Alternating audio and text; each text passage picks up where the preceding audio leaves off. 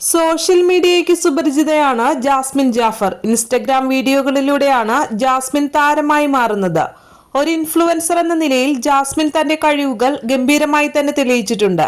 Social മീഡിയയിൽ 1.15 million subscribers ഉള്ള ഒരു യൂട്യൂബ് ചാനൽ ജാസ്മിനുണ്ട്. ഒപ്പം തന്നെ 1/2 മില്യണോളം ഫോളോവേഴ്സ് ഇൻസ്റ്റഗ്രാമിലുമുണ്ട്. ഫാഷൻ, ബ്യൂട്ടി ടിപ്പുകൾ, വൈറൽ റീൽസുകൾ, സാമൂഹ്യ സേവനം ഇങ്ങനെ വിവിധ വിഷയങ്ങളിൽ ജാസ്മിൻ ജാഫർ സോഷ്യൽ മീഡിയയിൽ വീഡിയോകൾ ചെയ്യുന്നുണ്ട്. ഒരഭിമുഖത്തിൽ താൻ സോഷ്യൽ മീഡിയ ആരംഭിച്ചത് ജാസ്മിൻ വിവരിക്കുന്നുണ്ട്. കൊറോണ കാലത്താണ് ഇൻസ്റ്റഗ്രാം തുടങ്ങുന്നത്. വാപ്പയുടെ ചിന്താഗതിയിൽ ഫോട്ടോ എടുക്കുന്നതും ഒരുങ്ങുന്നതുമൊക്കെ മോശം കാര്യമാണ്. ഇടുങ്ങിയ ചിന്താഗതിയുള്ള ഗ്രാമമാണ് തന്റേത്. ഫോട്ടോ എടുക്കുന്നതും ഒരുങ്ങി നടക്കുന്നതുമൊക്കെ കണ്ടാൽ ഇവൾ പോക്കാണെന്ന മട്ടിലായിരുന്നു സംസാരിക്കുക. ഒരു കമ്മലിട്ടതിന് വാപ്പയോട് കുറ്റം പറഞ്ഞിട്ടുണ്ടെന്നും അത് കേട്ടുവന്ന വാപ്പ തന്നെ വഴക്ക് പറഞ്ഞിട്ടുണ്ടെന്നും താരം പറയുന്നു. എന്തായാലും ഇത്തരം ജീവിത പ്രതിസന്ധികൾ എല്ലാം തന്നെ ജാസ്മിൻ ഗംഭീരമായി മറികടന്നിട്ടുണ്ട്. താൻ കുട്ടിക്കാലത്തടക്കം അനുഭവിച്ച പ്രയാസങ്ങൾ ജാസ്മിൻ തുറന്നു പറയുന്നുണ്ട്.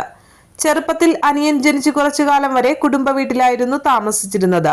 പെട്ടെന്നൊരു ദിവസം അവിടെ നിന്നും മാറി താമസിക്കേണ്ടി വന്നു. വളരെ ചെറിയൊരു ഷെഡിലായിരുന്നു താമസിച്ചിരുന്നത്.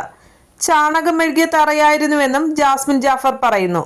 പിന്നീട് പിതാവ് മീൻ കച്ചവടത്തിലൂടെയാണ് തങ്ങളെ ചെറുപ്പത്തിൽ പോറ്റിയതെന്നും ഒരു ഘട്ടത്തിൽ 50 ലക്ഷം വരെ കടം വന്നുവെന്നും ജാസ്മിൻ ഓർക്കുന്നു.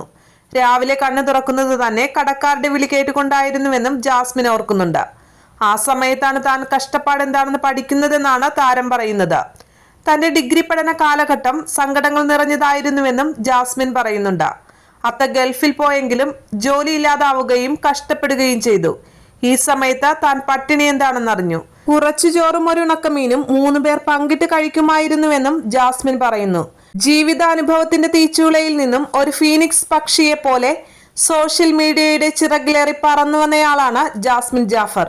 ബിഗ് ബോസ് മലയാളം സീസൺ 6ന്റെ വേദിയിലെ തീപാറും പോരാട്ടത്തിൽ തീക്കാറ്റായി മാറാനുള്ള കരുത്ത് ഈ ഇൻഫ്ലുവൻസർക്കുണ്ടെന്ന് കരുതാം.